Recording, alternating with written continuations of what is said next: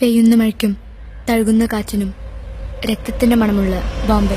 ഇതൊക്കെ കേട്ടിട്ട് എന്റെ മസിൽസ് വെട്ടി കേറിയിട്ട് വയ്യ. ഗണ്ണുകൾ കഥ പറയുന്നു.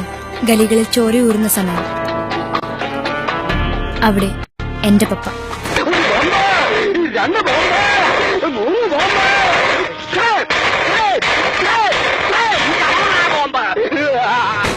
David Naina.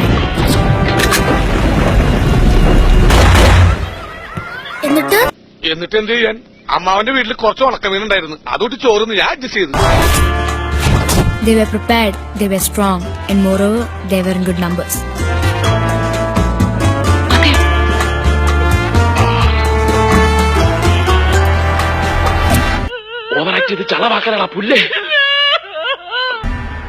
Walter PPQ, Swiss made. You want to try?